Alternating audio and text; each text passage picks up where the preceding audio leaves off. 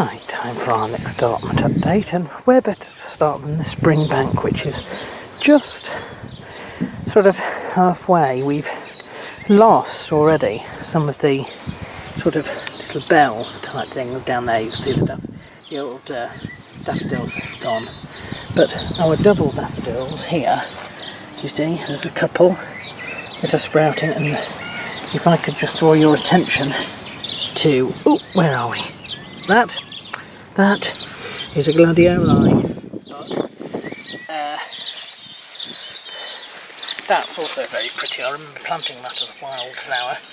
The hollyhocks is beginning to come back, which is good, and we have some more daffodils on the side, so we haven't done too badly.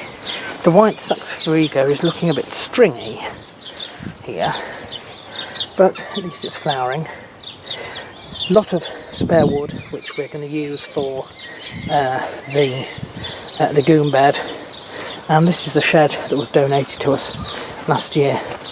See, full of shit already. We've got netting, wire, fleece, everything we need. Poo bin, and these are the compost bins here. Let's have a look at our fruit bushes then. This one is the plum. Now the plum did nothing last year, nothing, it just leafed. It's not supposed to do much because it's immature. They do say that we won't be able to get fruit for the first 5 years, sometimes.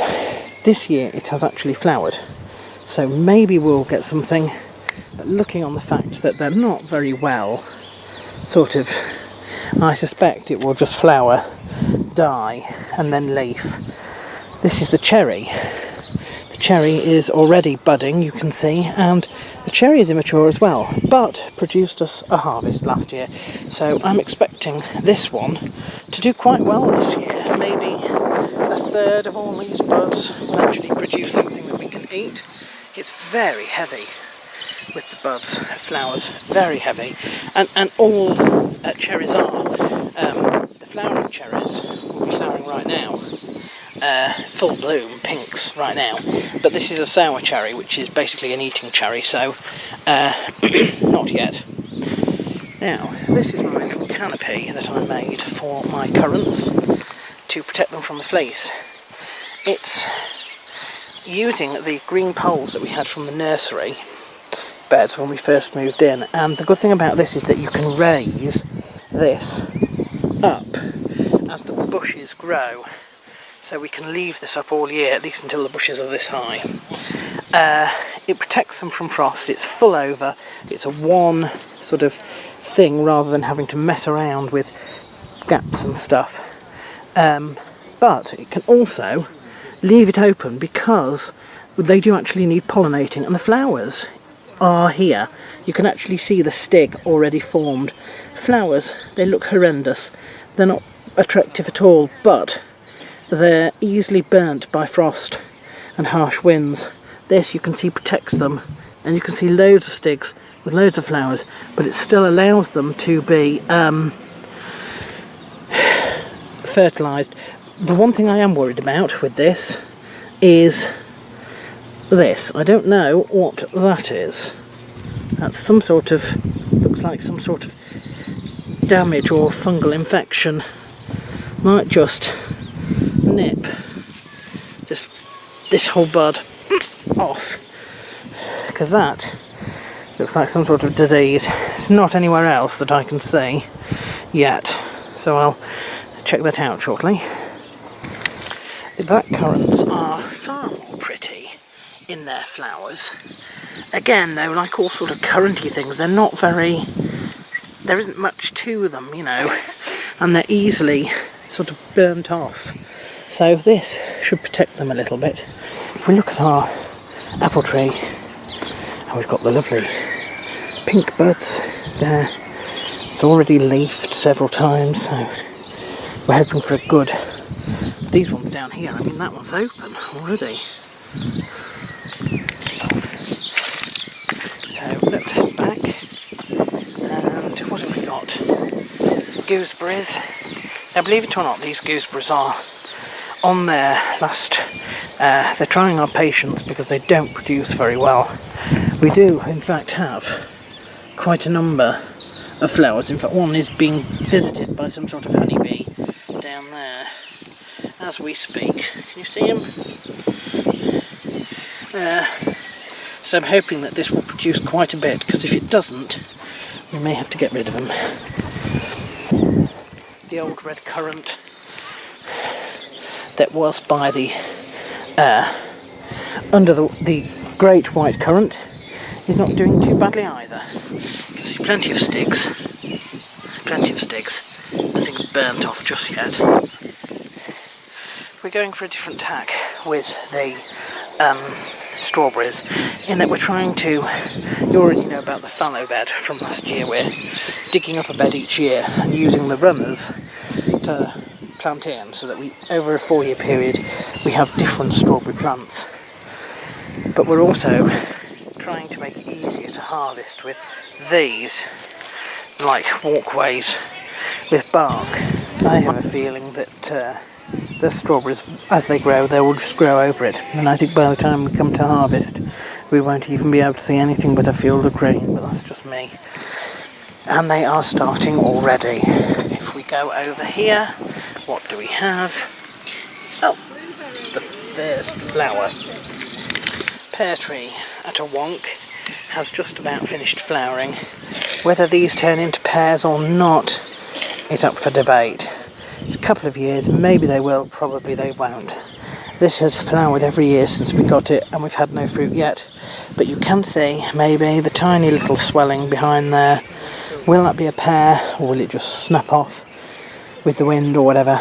We'll have to wait and see. We're now onto the white currants here. Again, I think you find there's plenty of sticks under there somewhere. A few. And look, my little cranberry bush is doing well. Very pleased with that. Very pleased indeed.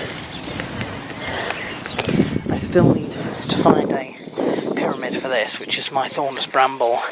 No matter how much I cut it, like any bramble, it's ready to bounce back very quickly. This is another white currant with more sticks, you can see, not protected by the fleece, but there we are. Can't have everything. As we don't think we're going to get the legume bed ready in time, we've already decided that we're going to put some of them in the north, this would be east, rotational bed. In there we've got French beans, and on the outside, which 2. These are homegrown. We've used a wigwam with wire to help them munch too, and it's fleeced as well for now. And then we've also got some dwarf broad beans, which look like they might already be sort of almost a flowering stage. It's okay to me. Nothing in this bed yet. But in this one, west onions, red, white and shallots down here. We will have a second row in on that side shortly. Lavender, Area.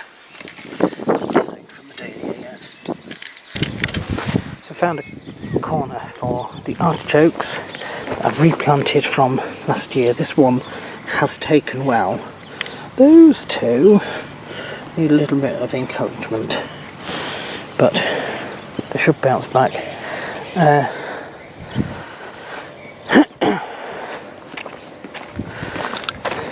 The exotics have all died. We had papaya, avocado and passion fruit. Didn't make it through the winter, but never mind. Meanwhile, the raspberries are doing well. They're beginning to leaf again. We've pruned these in accordance with the way to get summer flowering, and we're considering investing in some autumn flowering ones as well. Meanwhile, the incredible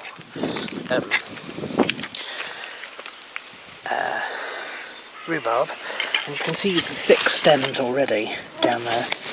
Can you see the crown right in there maybe? But anyway, it needs splitting because it's actually flowering this year, which means it's reached maturity. So I'm looking forward to seeing what that looks like when it comes up.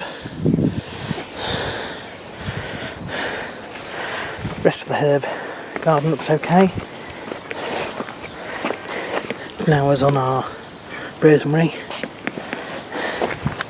Golden oregano bouncing back. This is curry leaf, lemon balm. All looks alright.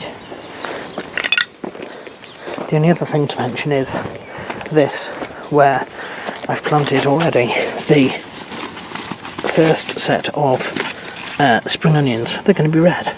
Never seen a red spring onion before, so I'm looking forward to seeing that. And that's it.